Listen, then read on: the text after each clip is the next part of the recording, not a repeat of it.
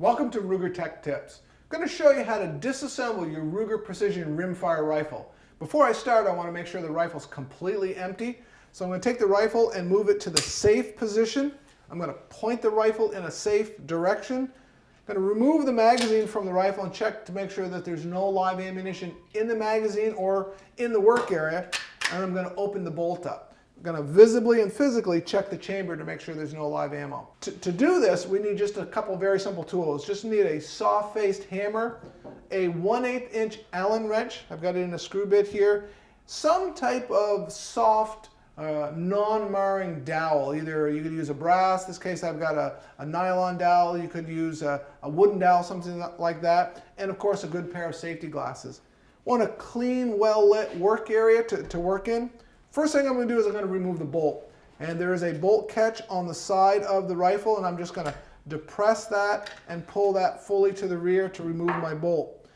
To take the stock off, I need to move this little cover plate. This is where it houses our trigger pull adjustment tool. There's two little tabs on either side, and I'm just going to lift those up, this little cover plate, up and out. I'm just going to remove that.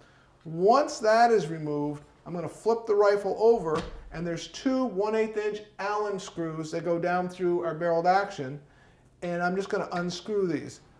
Now those do have a little bit of torque to them. That's 35 inch-pounds of torque to remove those.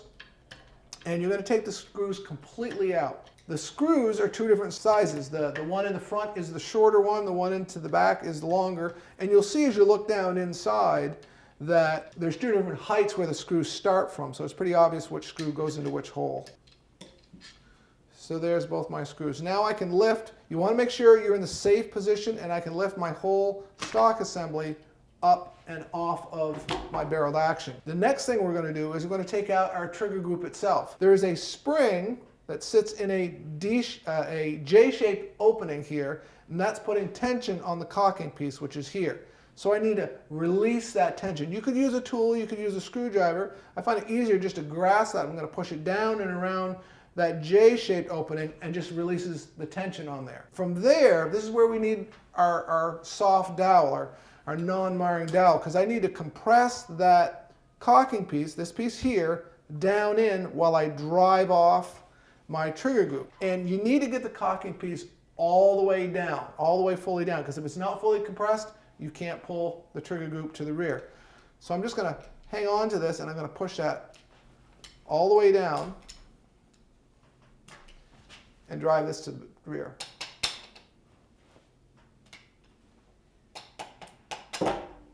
Pops right off. And that's really as far as you needed to go, especially as far as your trigger group. We do not recommend you take this any further apart than just removing it from the rifle. So you've now successfully completely disassembled your Ruger Precision Rimfire rifle. Thanks for watching this Ruger Tech Tip.